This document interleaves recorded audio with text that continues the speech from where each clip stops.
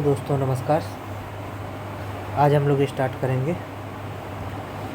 Strength of material on demanded my one subscriber और watcher, जो भी कहें आप, माई व्यूअर और एक सब्सक्राइबर है तो ठीक है, नहीं तो कोई नहीं, व्यूअर तो है ही। उन्होंने डिमांड की थी कि सोम और हाईवे इसमें से कुछ स्टार्ट कीजिए, तो हम सोम स्टार्ट करते हैं आज। ठीक है, सोम सिंपल स्ट्रेस पहला चैप्टर स्टार्ट करते हैं। सिंपल स्ट्रेस एंड स्ट्रेन ज़्यादातर सभी लोग पढ़े होते हैं चैप्टर, तो सबको आसानी से समझ में आएगा। स्टार्ट करते हैं, रिवाइज करते हैं जल्दी से। स्ट्रेस क्या होता है? It is the internal resistance of the circumference और counter force. Stress is the internal resistance और counter force of a material to distorting effect of an external force और लोड। तो क्या है स्ट्रेस? ये इंटरनल रेजिस्टेंस होता है या काउंटर फोर्स होता है। जब हम फोर्स लगाएं किसी बॉडी पर तो उसका एक काउंटर फोर्स अंदर से जनरेट होता है, वो होता है stress of a material to distortion effect. Counter force किसके लिए करता है? डिस्टॉर्शन इफेक्ट को रोकने के लिए। ऑफ अ एक्सटर्नल फोर्स और लोड के द्वारा जो डिस्टॉर्शन आएगा। स्ट्रेस का फॉर्मूला क्या होगा? Applied load divide by cross sectional area.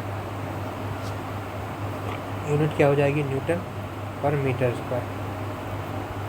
Classification of stress क्या हो जाएगा? एक होता है normal stress, shear stress, bending stress. Normal भी दो टाइप का होगा, डायरेक्ट स्ट्रेस और बेंडिंग स्ट्रेस।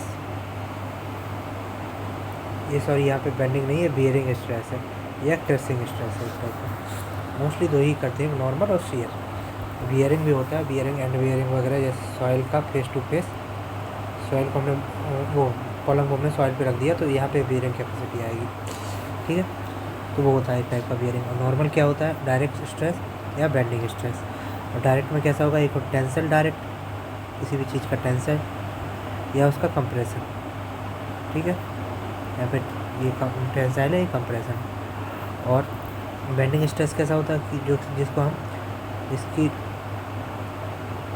लॉन्गिट्यूडनल एक्सिस के परपेंडिकुलर डायरेक्शन में हम लोड लगाएं। ठीक है, तो ये बेंडिंग जनरेट करेगा इसमें, तो ये बेंडिंग स्ट्रेस हो जाएगा। अब स्ट्रेस शियर स्ट्रेस कैसा होता है? शियर डायरेक्ट शियर क्या होता है? जो कि सरफेस प्रेशर डायरेक्ट देता है, तो उसकी वजह से जो उस पर शियर आता है वो डायरेक्ट शियर होता है। और टॉर्जनल शियर क्या होता है? कि दो मूवमेंट लग जाए, मूवमेंट टाइप का हो, तो उसको टॉर्क करे, ये हो जाएगा टॉर्जनल। ये डायरेक्ट शियर है और ये टॉर्जनल है। ये डायरेक्ट शियर कैसा हो रहा है कि ये पूरा पाइप है, उसके ऊपर भाग में कुछ फोर्स लग रहा है अपोजिट डायरेक्शन, नीचे भाग में अपोजिट डायरेक्शन। ये जिस सेक्शन जिस प्लेन से क्रैक करेगा वो डायरेक्ट शियर पे आएगा। सरफेस प्रेशर ये है। टॉर्जन में क्या हो जाएगा? एंड पर एक टॉर्क जनरेट करेंगे तो टॉर्जनल शियर स्ट्रेस आ जाएगा। ठीक है, आगे देखते हैं strain. Strain is the deformation of the displacement of material that result from the applied stress और displacement per unit length. Case of the stress की वजह से होगा। तो स्ट्रेन क्या हो जाएगा? Change in the length divided by original length, तो ये delta L by L. Normal strain is measured with the help of the extensometer या वायर स्ट्रेन गेज। ठीक है, ये पूछा गया है तो ये याद रखना है। यूनिट क्या होता है? डायमेंशन लेस होती है, क्योंकि ये भी मीटर या सेंटीमीटर, ये भी सेंटीमीटर, तो कट जाएगा। टाइप ऑफ द स्ट्रेन क्या हो जाएगा? Tensile strain, compressive strain, volumetric strain, shear strain. Tensile strain क्या होगा? When a body is subjected to two equal and opposite axial force then pull tend to the extended its length. Strain indicate is known as the tensile strain. Compressive strain क्या होगा? When a material is subjected to a pull two equal and opposite axial force pushes then length of a material decreases. Strain induced is known as the compressive strain. Length को decrease करें तो compressive strain में आ जाएगा। Shear strain क्या होगा? shear induced in body when subjected to equal and opposite forces acting tangentially across the resistance action is known as the shear strain. ठीक है,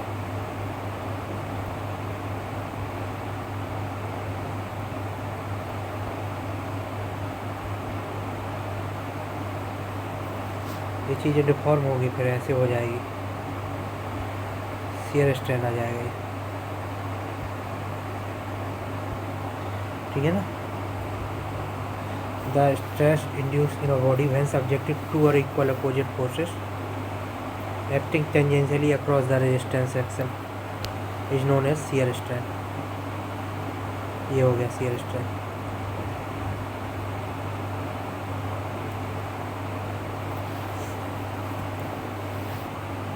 phi shear strain, angular strain हो जाएगा ये, ठीक है. इंजीनियरिंग या कन्वेंशन या नॉर्मल स्ट्रेस क्या होता है?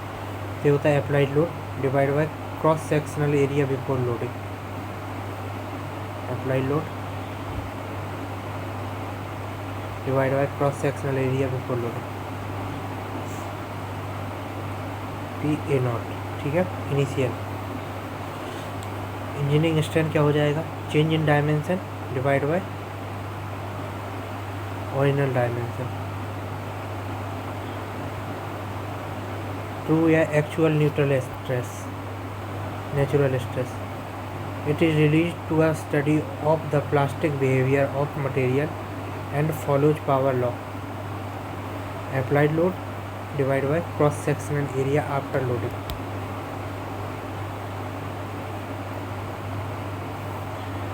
True strain क्या हो जाएगा? Deformation under applied load of a material is known as true strain.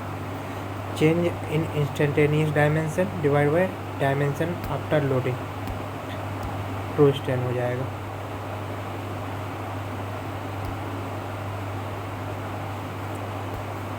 तो जो ट्रू स्ट्रेन हो जाएगा वो लेंथ के डायरेक्शन में जो चेंज हुआ है इनिशियल, एरिया के डायरेक्शन में इनिशियल और चेंज फाइनल, इनिशियल और final. Change in instantaneous dimension after loadings, initial और फाइनल, ये उल्टा लिख के आई थिंक, ठीक है. इलास्टिसिटी क्या हो जाएगा? It is the property of the material by virtue of which the return back to its original dimension during unloading. Elasticity हो जाएगा. हुक्स लॉ क्या होता है? Hooke's law is the value of the homogeneous isotropic and linearly elastic material. Every material obeys Hooke's law within its limit of the proportionality.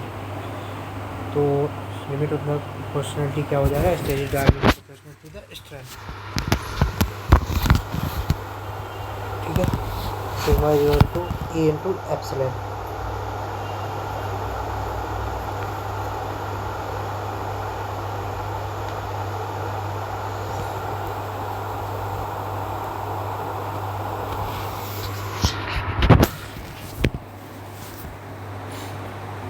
Elastic constant क्या होता है? Young's modulus और modulus of elasticity. E is equal to longitudinal stress upon longitudinal strain, ठीक है. Longitudinal stress upon longitudinal strain Young modulus होता है. Modulus of elasticity based on the Hooke's law. Material will be more elastic if E is more. E ज़्यादा होगा तो elasticity भी ज़्यादा होगी. मॉडुलस ऑफ रिजिडिटी और शियर मॉडुलस क्या होता है? It is ratio of the shear stress to the shear strain. जैसा स्ट्रेस वैसा स्ट्रेन. तो ये शियर है तो शियर को मॉडुलस जी से बोलते हैं, शियर मॉडुलस. ये हो जाएगा टाउ अपॉन फाई, ठीक है. जो यहाँ पे स्ट्रेन हुआ था ये शियर स्ट्रेन है, फाई है ना, ये शियर स्ट्रेन है. बल्क और volume modulus of elasticity. Bulk modulus of elasticity के the ratio of the normal या direct stress to the volumetric strain is defined as bulk modulus. Direct a hydrostatic stress with the volumetric strain. Sigma upon volumetric strain. Okay. K is equal to हो जाएगा delta P delta V by V, ठीक है, equal to V minus में delta P by delta V. Okay, volumetric strain क्या हो जाएगा, ये bulk modulus है। Volumetric strain the ratio of the change in the volume of a body to its original volume is known as the volumetric strain. Volumetric strain delta V upon capital V is equal to P by B into T into E 1 minus 2 में।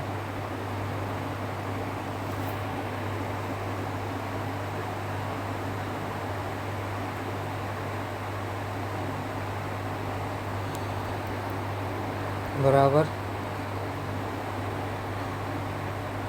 B into T है, sigma हो जाएगा ये, B into T A हो जाता है ना, stress बराबर क्या होता है, load upon area, force upon area, sigma upon E 1 minus 2 mu, volumetric stress. तो फाइनल क्या हो जाएगा, डेल्टा वी अपॉन वी बराबर sigma upon E 1 minus 2 mu. L is the length, but है कहाँ, length of bar, B is the breadth of bar, T is the thickness of bar, P is the axial force, rotation between two strain, relation between stress and strain. तो यहाँ पे लिया गया है, इसमें tensile load लगाया गया है sigma 1 sigma 2। Strain in x direction क्या हो जाएगा, सिग्मा 1 अपॉन, जिस डायरेक्शन में उसको पॉजिटिव, दूसरे डायरेक्शन को नेगेटिव रखना है, तो स्ट्रेन हो जाएगा सिग्मा 1 अपॉन ई माइनस म्यू, लेटरल डायरेक्शन में आएगा ना, ये कॉन्टैक्ट हो जाएगा इसकी वजह से, सिग्मा 2 अपॉन ई। जबकि यहीं पे अगर हम वाई डायरेक्शन में देखेंगे तो उसके लिए वो 2 वाला पॉजिटिव हो जाएगा, क्योंकि वो सिग्मा 2 पॉजिटिव वहाँ पे लगा है, Y E minus mu sigma 1 upon E. Poisson ratio क्या हो जाएगा, the ratio of the lateral strain to longitudinal strain, Poisson ratio होता है, is known as the Poisson range. क्या होती है, -1 से लेकर के 0.5 होती है।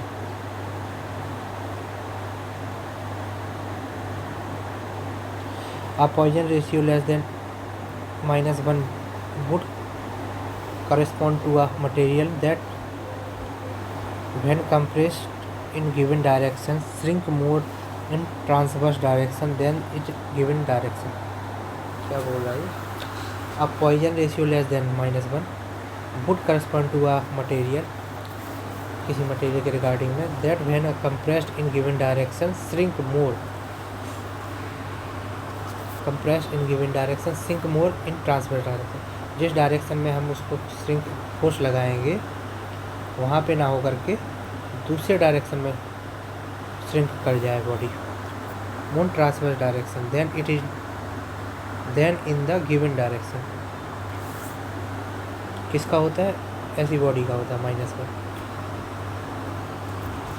तो पॉइजन रेशियो क्या हो जाएगा, म्यू बराबर minus lateral strain upon longitudinal and linear strain, इसी को क्या 1 अपॉन m बोलते हैं, ठीक है। Mu equal to 1/m, modular ratio बोला जाता है इसको। पॉइजन रेशियो मॉड्यूलर रेशियो का इन्वर्सली प्रोपोर्शनल होता है, जिसकी वैल्यू, मॉड्यूलर रेशियो की वैल्यू 3 से 4 के बीच में वेरी करती है। लेटरल स्ट्रेन क्या हो जाएगा, डेल्टा डी, हो जाएगा अगर पाइप कंडीशन है तो सर्कुलर सेक्शन के लिए, D final upon D initial, और लीनियर सेक्शन है तो डेल्टा एल हो जाएगा, ये लेटरल स्ट्रेन हो जाएगा और लीनियर स्ट्रेन हो जाएगा, delta L upon L L minus L not upon L not. Material देखेंगे तो ह्यूमन टिश्यू का क्या होता है, -1 होता है। यहाँ पे हम लोग अगर इस डायरेक्शन में, जिस डायरेक्शन में फोर्स लगाएंगे उसके लेटर डायरेक्शन में ज़्यादा कॉन्ट्रैक्शन हो जाता है, वो चेंज होता है डायमेंशन में, ठीक है। कॉर्क हो गया 0 होता है। ग्लास का पॉइजन रेशियो होता है 0.18 से लेकर 0.3।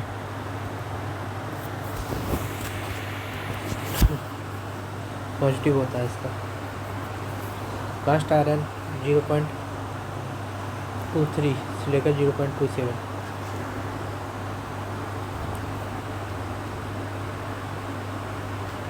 इलास्टिक मटेरियल 0.25 से लेकर के 0.40। स्टील का 0.27 से लेकर 0.33। रबर 0.05 होता है, आधा होता है रबर का। कॉर्क का 0 होता है। आयरन का 0.23 से लेकर 0.27। रॉट आयरन का 0.3 होता है। माइल स्टील का 0.286 होता है। कंक्रीट का 0.1 से लेकर 0.12 होता है, 0.2। एल्यूमिनियम का 0.33 और कॉपर का 0.33 से लेकर 0.6 होता है। पूछा गया कई जगह ये एग्जामों में, ESC, SPGL राजस्थान पूछा गया। रिलेशन बिटवीन इलास्टिक मॉडुलस,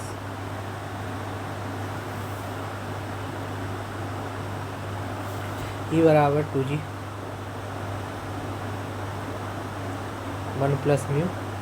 यहाँ पे 2 है, ठीक है, यहाँ पर 2 है जो कि कम है, तो यहाँ पे जोड़ देंगे ताकि बढ़ जाए वैल्यू। जबकि यहाँ पे 3 है जो कि ज़्यादा है, तो यहाँ पे कम कर देंगे, माइनस में 2 म्यू कर देंगे, ठीक है।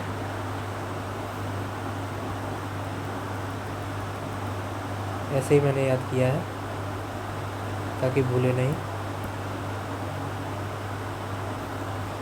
ठीक है। यहाँ पे 3 आ जाएगा, बढ़ जाएगा, -3K1 - 2 में। एक और फार्मूला 9 kg ना kg 3K + G, ठीक है। 3 में जोड़ना पड़ेगा तब जाके 9 kg बनेगा, तो ऊपर 9 kg अपन 3 kg। म्यू बराबर 1/m होता ही है।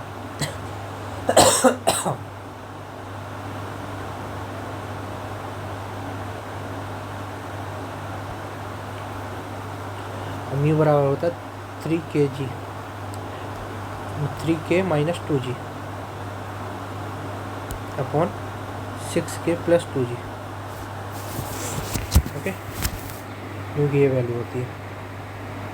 नेगेटिव होता है ना, मतलब 1 से छोटा होता है ना, तो ऊपर ये 32 हो जाएगा, नीचे 62 हो जाएगा, तभी तो कम वैल्यू आएगी ना।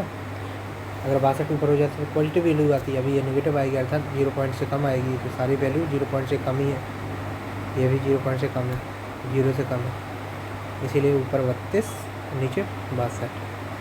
For engineering material mu is very 0 से लेकर 0.5 तक, ठीक है। और इंजीनियरिंग मटेरियल 0 से लेकर 0.5, यह है इंजीनियरिंग मटेरियल। जबकि ह्यूमन टिश्यू थोड़ी ना इंजीनियरिंग में आएगा काम। कहीं पे करते हो कि यहाँ पे ह्यूमन टिश्यू का दीवार बनाना है या कुछ भी बनाना है इसीलिए 0 से लेकर के 0.5 तक जाता है इंजीनियरिंग मटेरियल। तो म्यू का वैल्यू 0 से लेकर 0.5 तक जाएगा। मिनिमम लिमिट है मैक्सिमम लिमिट, तो म्यू की मिनिमम लिमिट 0 हो गई 0.5 तक। ई की मिनिमम लिमिट हो गई E/2 से। जी की मिनिमम लिमिट E/2 से लेकर E/3 मैक्सिमम लिमिट। ये मैक्सिमम कैसे, मैक्सिमम तो ये होना चाहिए, कोई नहीं, देखते हैं। और मिनिमम लिमिट हो गई के की E/3 से लेकर इनफाइनाइट तक। ये हो गया है क्या, बल्क मॉडुलस, ये हो गया शियर मॉडुलस, E/2 से लेकर E/3। ये हो गया Poisson ratio. elongation in different type of the bar,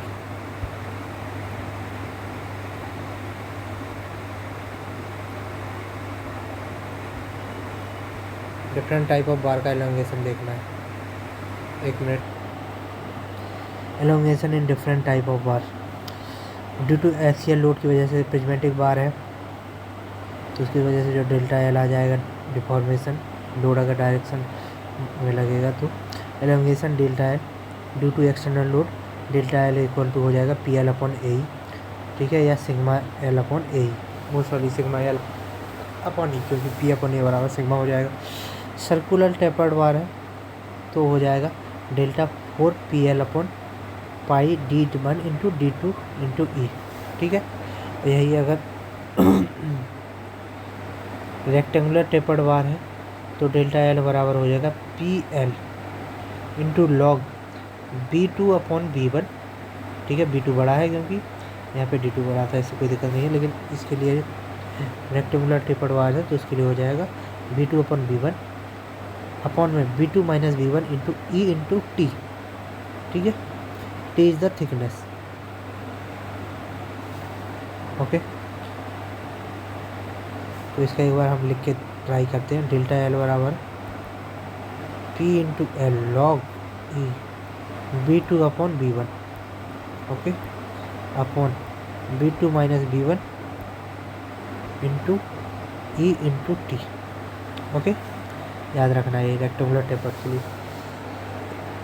circular के लिए ये टेपर्ड थी तो इसके लिए भी delta L 4PL upon pi by 4 होता है ना D1 इंटू D2, एरिया होता है ना D pi by 4 into D1 into D2, और ये कट करके ऊपर चला जाएगा इंटू ई, ओके, ये होता है।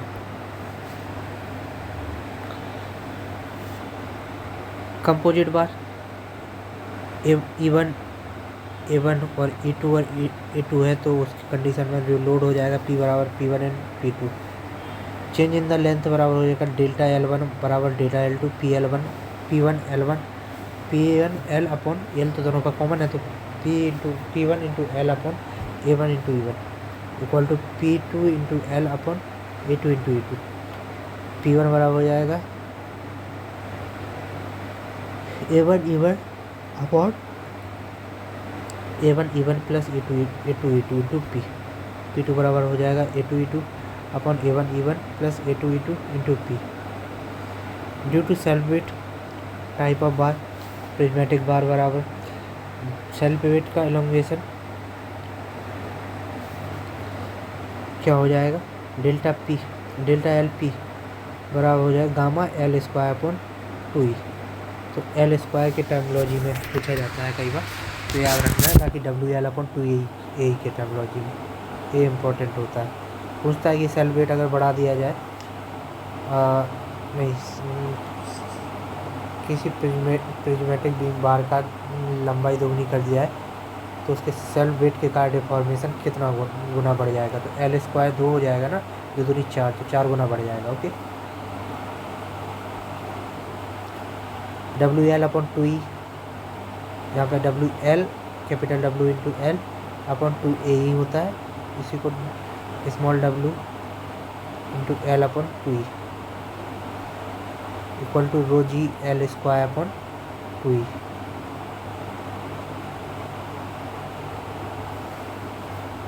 हाफ होता है लोड अप्लाई करने वाले डिफॉर्मेशन, क्योंकि लोड पे क्या होता है PL अपॉन ए ही होता है ना, यहाँ पे WL अपॉन 2E हाफ हो जाता है।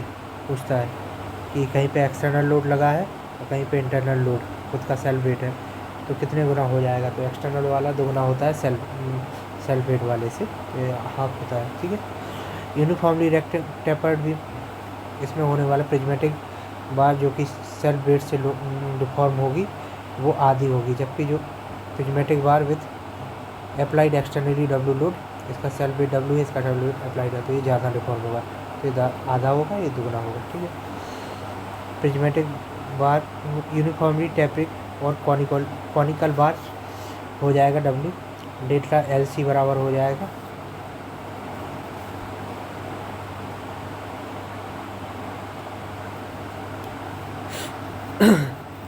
WL by 6A। इसको जब पूछा जाएगा तो ये वाला gamma L square by 6E, okay, rho g L square by 6E। ये भी अगर इसकी लेंथ बढ़ा दी जाए तो 2 गुना 4 गुना बढ़ेगी, ओके। तो गामा डेल्टा एल सी बराबर हो जाएगा 1/3 equal to the prismatic self weight WL/2E। इसमें भी कर सकते हैं कि 1/3 इंटू गामा L²/3 1/2E होता है ये वाला। प्रिज्मेटिक बार याद रखना है, यहाँ पे डिवाइड बाई 2 आएगा, यहाँ पे 6 आएगा, multiply 2/3।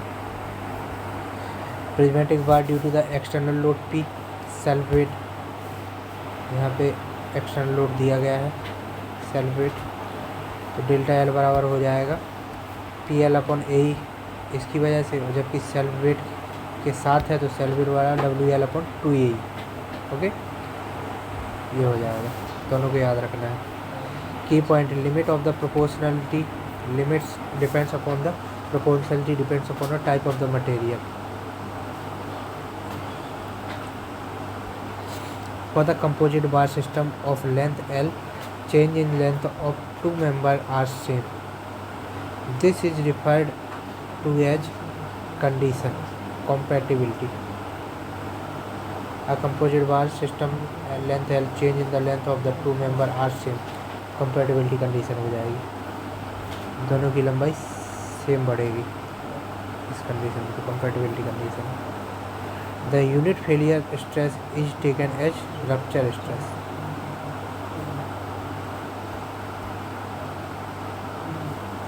If external force is applied to a compound bar, it is shared between the individual component material in proportions between on the axial rigidity. External force is applied on a compound bar is shared between individual component material is proportional depending on the axial rigidity. Axial rigidity जिसमें होगी वो उतना proportion share करेगा। Modulus of elasticity different type materials के लिए क्या क्या होती है? स्टील की होती है 2 × 10⁵, कॉपर के लिए होती है 1.17 × 10⁵, सब में 10⁵ होगा क्योंकि ई का खुद ही नंबर 5 होता है। ठीक है, स्टील के लिए 2 हो जाएगा, कॉपर के लिए 1.17 हो जाएगा। सभी को पानी कॉपर के बर्तन के साथ पीना चाहिए। 2 बूंद जिंदगी की, लेकिन कॉपर के बर्तन में रख करके।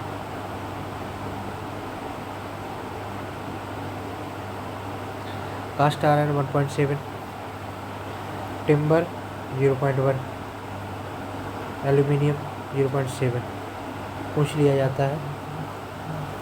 कास्ट आयरन और एल्यूमिनियम का modulus of young modulus ratio क्या होता है? तो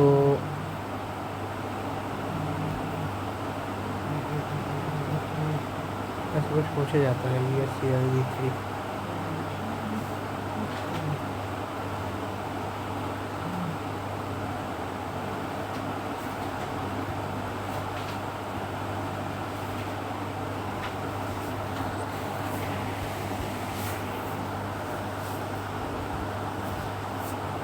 लगभग 3 गुना होता है, 2.1 आता है ना यहाँ पे स्टील के लिए।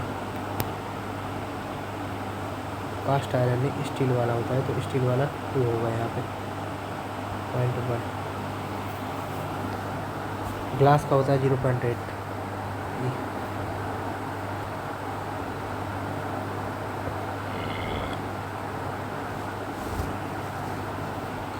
याद रखना है, सब धीरे धीरे याद हो जाएगा। 0.1 होता है वुड का। Stress strain diagram for the mild steel, यहाँ से चलेंगे, ये हमारी हो जाएगी प्रोपोर्शनल लिमिट। फिर ये B से C हो जाएगी इलास्टिक लिमिट, सॉरी A से B हो जाएगी इलास्टिक लिमिट, O से B इलास्टिक लिमिट, और इस C पॉइंट हो जाएगा हमारा अपर यील्ड पॉइंट, D हो जाएगा लोअर यील्ड पॉइंट, ये हो जाएगा हमारा यील्ड प्लेट्यू, ये हो जाएगा स्ट्रेस हार्डनिंग, और ये हो जाएगा हमारा नेकिंग।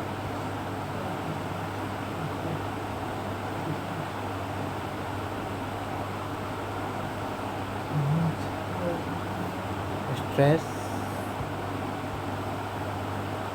हार्डनिंग रीजन FG है, ये इज द ब्रेकिंग पॉइंट।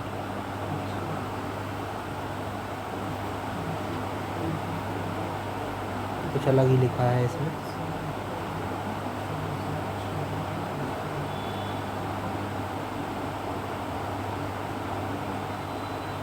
यहाँ पे स्ट्रेस हार्डनिंग है, स्ट्रेस पता नहीं क्या लिखा है, strain hardening.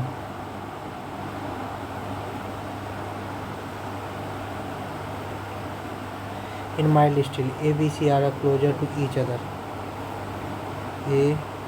ABC are closer to each other, therefore it is known as the linear elastic material. The fracture of the failure in mild steel depend upon the percentage of the carbon percentage in the present in the steel.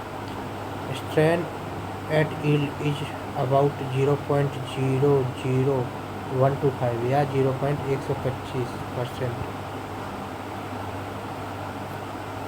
Strain पर yield की stress कितना होगा, yield stress का strain कितना होगा, तो हमारा yield stress ये हो जाता है लोअर वाला,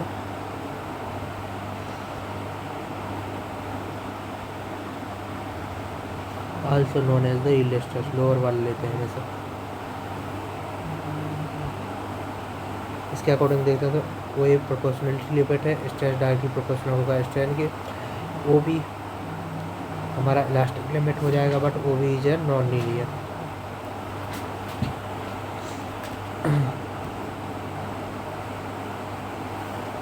C upper yield point, D lower yield point, DE constant stress region, EF necking region. Material start offering resistance against deformation. FG strain hardening region. Material start offering resistance against deformation. G हो जाएगा breaking point. Okay, अगला देखते हैं। DE represent the plastic yield. I the strain which occurs after yield point with no increase in the stress. DE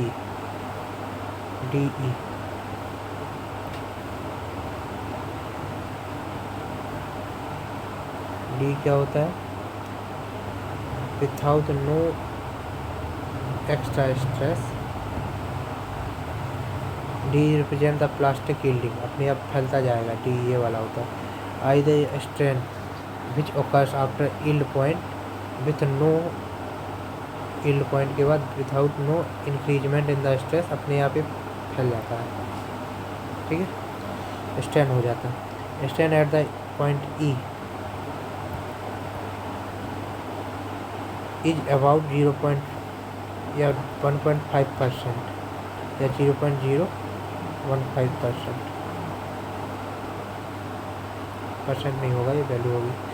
strain in the range of the D lies between 10 से 15 times the strain at yield point.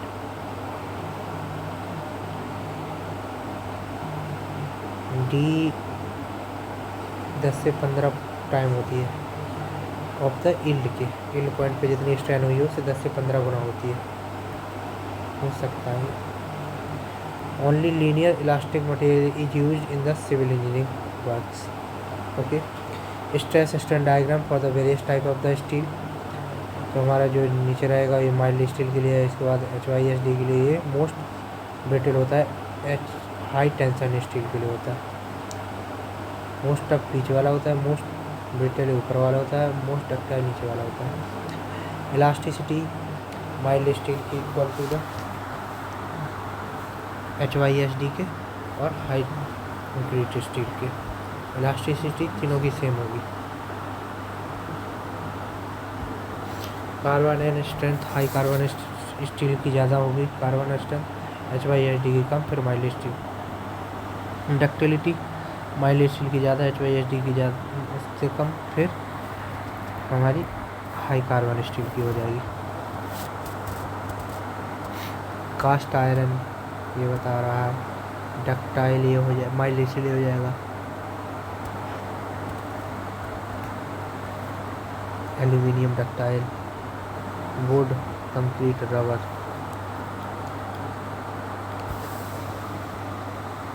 Steel का 3 गुना होता है aluminium से, ठीक है ना। 2.1 होता है, उसका 0.7 होता है। और कास्ट आयरन का से 2 गुना होता है। 2 गुना कैसे? कास्ट आयरन का होता है 1.7, नहीं 1.7 हाँ, जबकि इसका होता है स्टील का 2.1, लेकिन 2 गुना तो हो नहीं रहा है।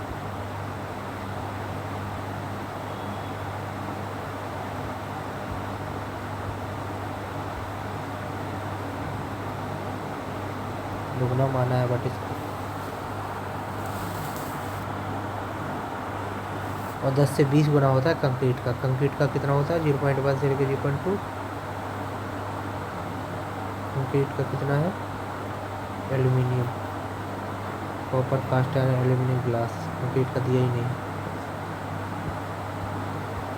10 से 20 गुना होती है modulus of elasticity.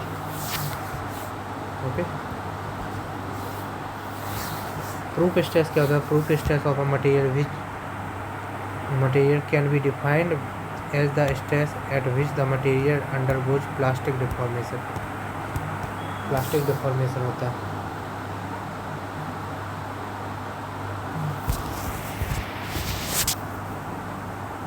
as the stress corresponding to the 0.2% of strain from the stress strain curve।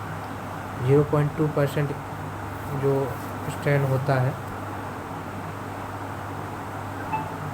उसके करस्पॉन्डिंग में जो स्ट्रेस होता है वो प्रूफ स्ट्रेस कहलाता है। वर्किंग परमिसिबल स्ट्रेस क्या होता है? Maximum allowable stress at which the material can subjected to under service load. Factor of safety,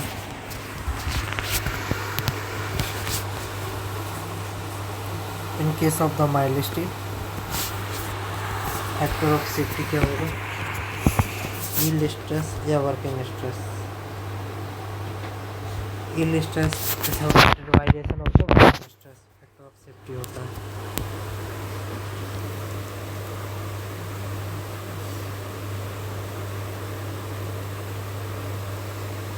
yield upon working, yield ज़्यादा होगा लेकिन वर्किंग क्या करते हैं उससे भी कम लेते हैं हम। Okay. Ultimate stress is greater than the yield stress and working stress. Properties of the material brittleness. Brittleness क्या होता है? It is the property of breaking of the material with little permanent distortion. If percentage of carbon increases, brittleness of material increases. High carbon steel, concrete, glass, ceramic material brittleness होता है इसमें, ठीक है। For brittle material factor of safety is equal to, यहाँ पे factor of safety क्या था? yield upon stress, yield upon working। किसके लिए? जो कि हमारा माइल्ड स्टील था। जबकि ब्रिटल के लिए क्या हो जाएगा? Ultimate upon working. यहाँ पे यील्ड नहीं आएगा ना। Ultimate stress equal to the maximum load upon area. Okay. If plastic deformation less than 5% और ब्रिटल मटेरियल टूट जाएगा, और plastic deformation is greater than 5% material is ductile. Okay. Greater than 5% या इक्वल टू 5% हो जाएगा तो डक्टाइल हो जाएगा। Rubber come under the brittle material, rubber brittle material होती है क्योंकि 5% से कम डिफॉर्मेशन पे ही वो टूट जाती है। Hardness, the ability of the material to resist deformation. Penetration, indentation and scratching. Deformation को रोके, पेनिट्रेशन को रोके, इंडेंटेशन को रोके, स्क्रैचिंग को रोके, is known as hardness. Method of hardness testing. Rockwell test for indentation depth, diamond indenter is used.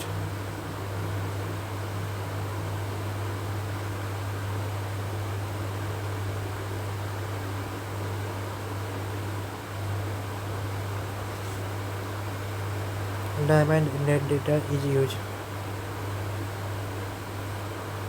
Rock wall test के लिए डायमंड इंडेंटर चाहिए होता है। जबकि ब्रेनल टेस्ट होता है 10 mm die of hard steel ball used. Brinell wall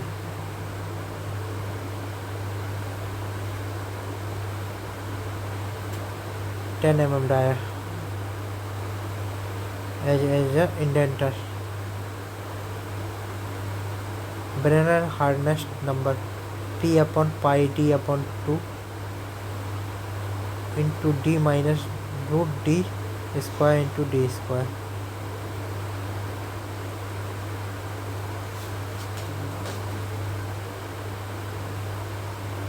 P is the standard load kilogram. D is the diameter of steel ball. Small d is diameter of indent.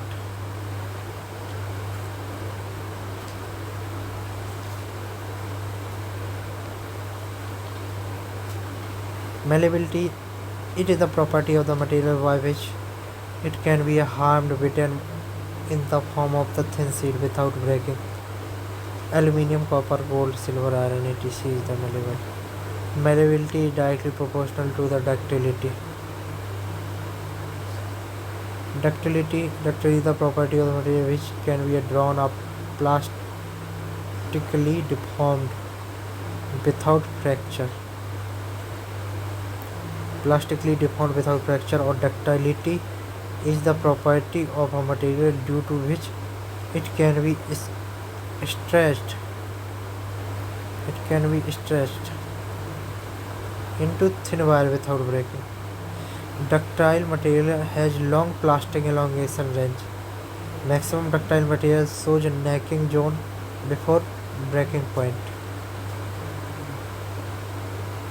Toughness क्या होता है? Ability of the material to withstand stress. Withstand stress, fracture due to high impact. Resist fracture due to high impact of the load. Ability of material to withstand stress. Resist fracture due to the high impact load. Without fracture, it known as the toughness. टूटे नहीं, resist कर जाए, वो toughness होता है। Impact load को resist कर जाए। प्रूफ टफनेस क्या हो जाती है? Maximum impact energy absorb by the any material without fracture. Maximum stored energy store कर लेना इज कॉल्ड प्रूफ टफनेस। वो आती है U sigma U plus sigma Y upon 2 into epsilon U into V volume. ठीक है, इसको एक बार लिखते हैं।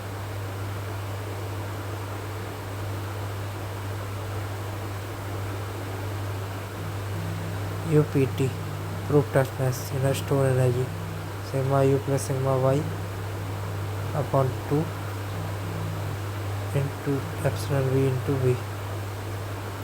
वॉल्यूमेट्रिक यू वाला है।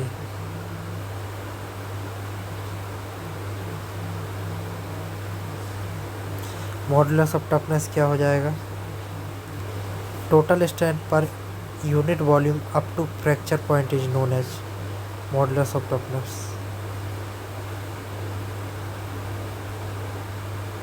Total strain energy per unit volume modulus of toughness. यहाँ पे पर यूनिट वॉल्यूम होगा तो ये कट जाएगा और बाकी ये रह जाएगा। Total strain energy per unit volume up to a fracture point is known as modulus of toughness. Impact test is done to measure the toughness of material. Endurance limit EL हो जाता है। endurance limit N और fatigue limit is the stress level below which an infinite number of the large cycle can be applied in a material to a material without causing fatigue failure. Endurance में वो limit होती है जिसके नीचे unlimited हम cycle of the loading दे सकते हैं। ठीक है, तब भी फटिग के कारण मटेरियल फेल नहीं करेगा। एंड्योरेंस स्ट्रेंथ होती है 1/2 ऑफ द अल्टीमेट स्ट्रेंथ होता है मटेरियल। सिग्मा एंड्योरेंस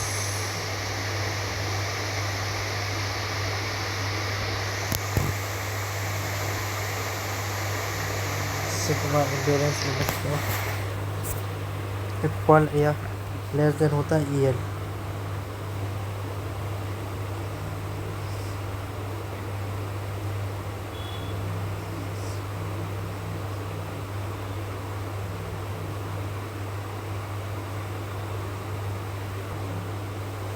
अगर एंड्योरेंस इफ सिग्मा इंडिविजुअल की जो वैल्यू है ना वो लेस देन है एंड्योरेंस लिमिट से, देन फाइनाइट लाइफ होगी उसकी आई। इसके साइकिल जो हो जाएंगे ग्रेटर देन 10⁶ साइकिल। अगर इंडिविजुअल स्ट्रेस की वैल्यू एंड्योरेंस लिमिट से ज़्यादा है देन द फाइनाइट लाइफ होगी उसकी 10⁻³ से लेकर 10⁻⁶ साइकिल हो जाएगा। उसके बाद वो एंड्योरेंस लिमिट पर फेल हो जाएगा। Stress apply amplitude S endurance limit ये हो जाएगी। Fatigue strength and SN diagram है ये। SN डायग्राम किसके लिए होता है?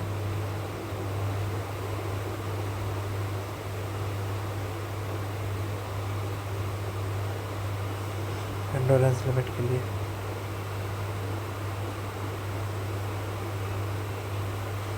क्रीप क्या होता है? It is the time dependent and permanent deformation of a material when subjected to a constant load और stress in the temperature dependent quality. It is the temperature dependent quality.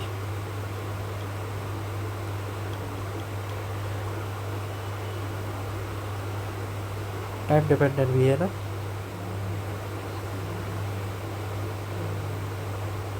Time temperature नहीं है, time है ये।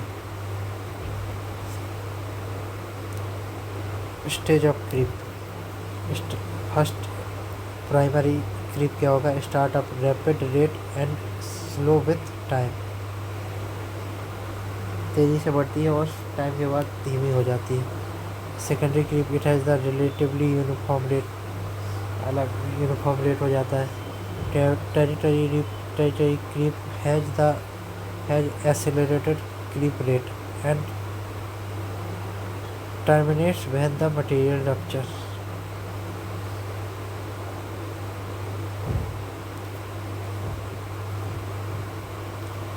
यहाँ से आप देखते हैं इंटरनेस डिफॉर्मेशन ये हो जाएगा, प्राइमरी हो जाएगा ये, फिर यहाँ से सेकेंडरी हो जाएगा और ये टेरिटरी आ जाएगा। Territory creep has the accelerated creep rate बढ़ा देती है, बढ़ रही है ना।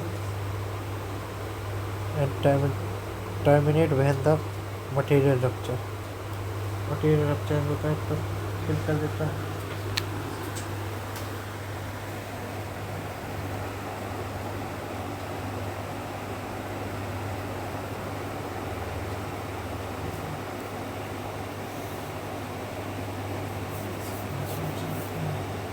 सेकेंडरी क्रीप जो होता है यूनिफॉर्म रेट होता है, ये यूनिफॉर्म रेट हो गया लगभग।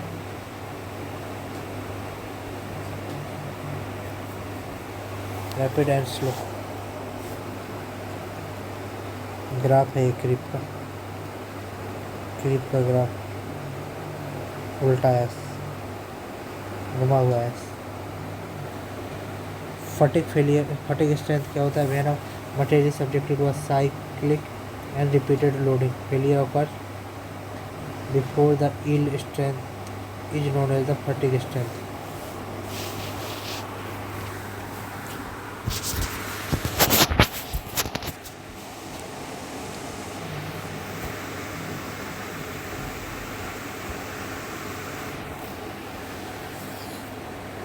स्टिफनेस क्या होता है? कि stiffness is the related to resistance of the material against deformation due to the applied load के अगेंस्ट में जो डिफॉर्मेशन रेजिस्टेंस होता है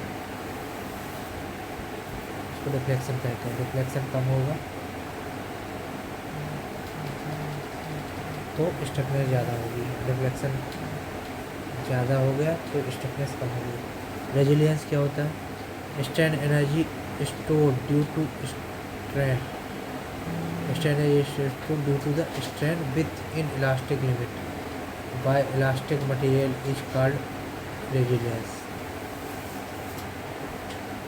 strain energy store due to strain within elastic limit by the elastic material is called resilience. The resilience of the material is considered when it is subjected to shock loading.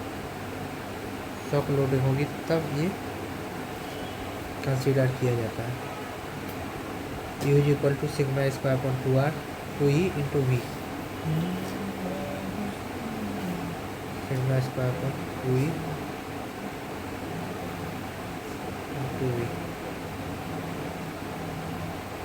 Proof resilience क्या होता है? The maximum strain energy stored by the material up to the elastic limit without creating a permanent distortion is known as proof resilience. ये हो जाएगा sigma P square upon 2e into V से। Proof resilience is equal to the modulus of the resilience into volume of the body.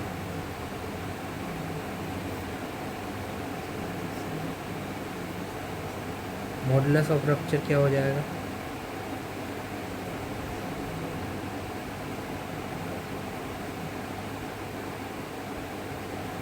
Modulus of resilience क्या होता है? Proof resilience per unit volume, modulus per unit हो जाएगी बात। Modulus of toughness, strain energy store per unit volume.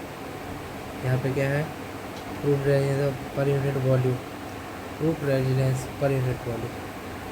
Proof resilience क्या होता है? The maximum strain energy store in the material up to elastic limit with creating a permanent distortion is known as the proof resilience. Modulus of resilience क्या है? Proof resilience per unit volume is called modulus of resilience. Modulus of resilience equal to the shaded area of the material stress strain curve up to elastic limit, elastic limit तक जो है shaded area है। Modulus of toughness क्या होता है? पूरा, जबकि जो शेडेड होता है मॉडुलस ऑफ रेजिलियंस ये हो जाता है इलास्टिक लिमिट तक, बी तक। मॉडुलस ऑफ रेजिलियंस होता है सिग्मा पी स्क्वायर अपॉन 2, तीनों का फॉर्मूला लगभग सेम है।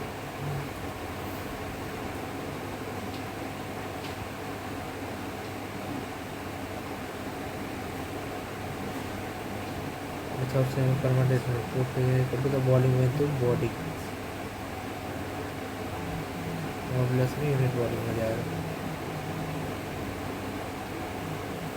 Modulus of resilience equal to the sigma P square upon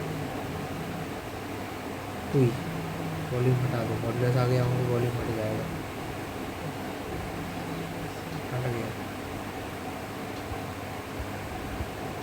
resilience क्या होता है? Stress relaxation in the time of the dependent decreasing the stress in a material under constant strain at constant temperature. It is the similar to the creep of the concrete. दस this loss is commonly in the order of 2 to 8%, 2 से 8% होता है relaxation, stress relaxation of the initial stress 2 से 8% तक जाता है। Tenacity क्या होता है? It is the property of the material to resist tensile force without failure is called tenacity. Ultimate strength of the material due to the tensile force is called tenacity. Type of material homogeneous क्या होता है? It is the same elastic property at any point in given direction. Homogeneous घर at in a given direction, घर जाने के लिए दिशा देनी पड़ेगी।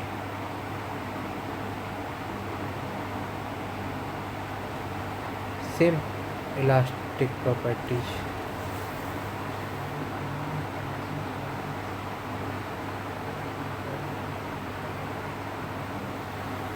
इन गिवन डायरेक्शन। जबकि आइसोट्रोपिक मटेरियल क्या होता है, property of the material are identically as a given point at any direction.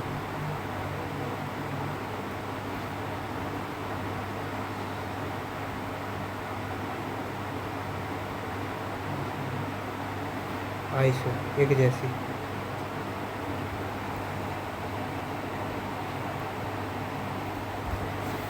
Iso एक जैसे। ऑर्थो क्या होता है, 90 डिग्री पर चेंज होती है। Material which has a different property all three mutually perpendicular direction. Okay, rolled beam, many crystal. Isotropic में क्या आ जाता है, steel, aluminium, copper, HTC. Rolled metal में ऑर्थो हो जाता है, मेटल क्रिस्टल में हो जाता है। Anisotropic material which are the direction dependent, it have different property in all direction, अलग अलग हो जाएगी।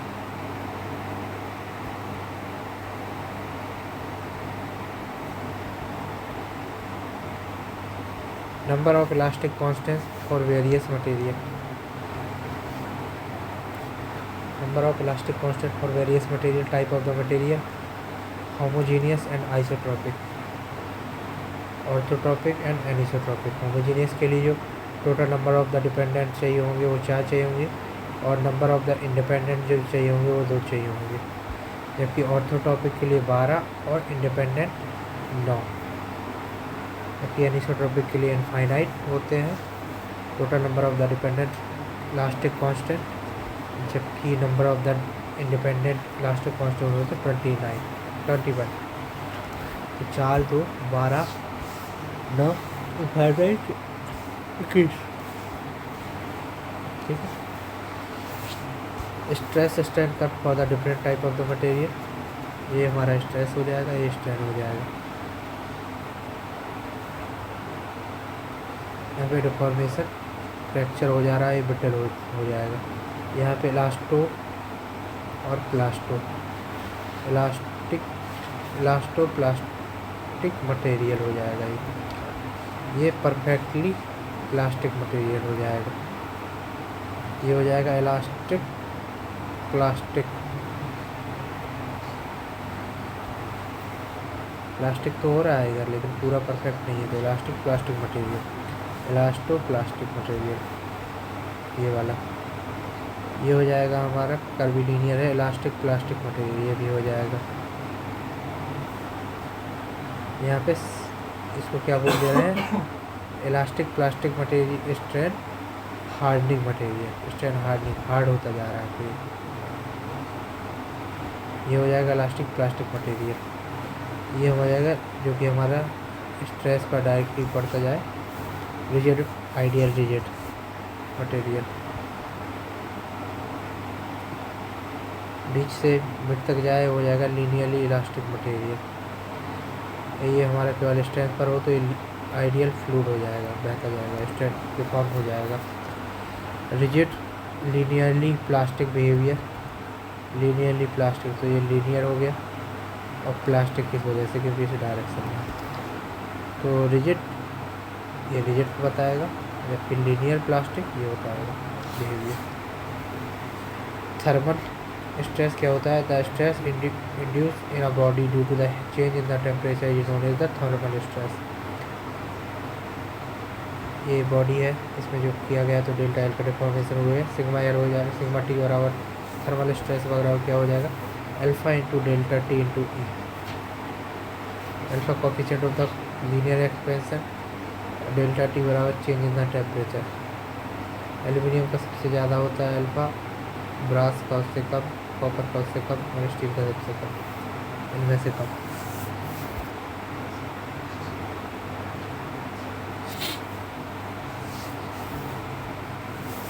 Copper is greater than steel, so copper will be expand more in case of the composite section. A material realize compression whose coefficient of thermal expansion will be more. जिसका ज़्यादा होगा वही compression उल्टा झेलेगा, क्योंकि दोनों चीज़ों में कंबाइन होगा ना। दूसरा वाला का कम होगा तो कम करेगा पहला वाला। As temperature increases material 1 alpha 1 material 2 alpha 2 when end constant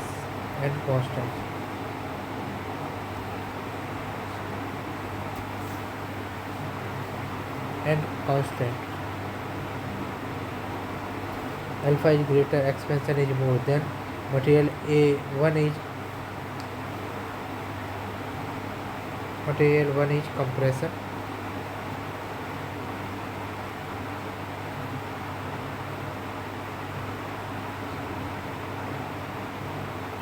material A is compression, क्योंकि भागेगा लेकिन भाग नहीं पाएगा तो रहना पड़ेगा ही कंप्रेशन। जबकि मटेरियल 2 इज टेंशन, इसको भगाएगा, ये इसको रोकेगा, ये इसको भगाएगा, तो ये टेंशन में आ जाएगा। when both end is constant by fixed wall,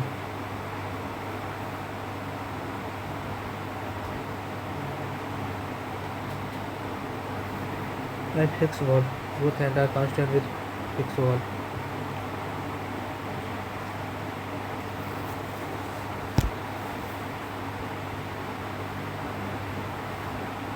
Alpha greater alpha, then expansion is more. High alpha, then expansion is more, then both material feel compression due to the fixed end. fixed end की वजह से ये दोनों compression feel करेंगे। ये कौन सी करनी थी? And constant. Relation between the engineering stress and true stress is equal to engineering stress 1 plus epsilon E.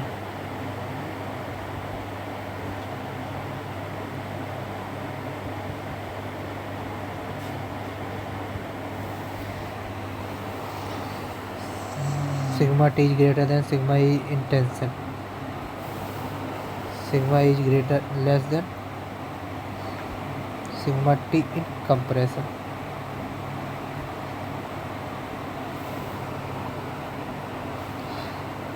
Grade of steel is equal to the brittleness. Grade of steel directly proportional to the brittleness, directly proportional to hardness, directly proportional to the strength, directly proportional to the indirectly to the elongation. कम होगा, ductility भी कम होगी, directly होगी। For brittle material breaking strength is more than ultimate strength, ultimate से ज़्यादा होती है।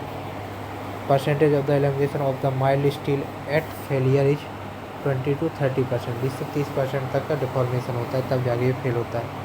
अब आ गया principal stress and strength, chapter number 2। अगली बार मिलते हैं, तब तक के लिए बाय बाय। पढ़ते रहिए, कीप स्टडी, बाय।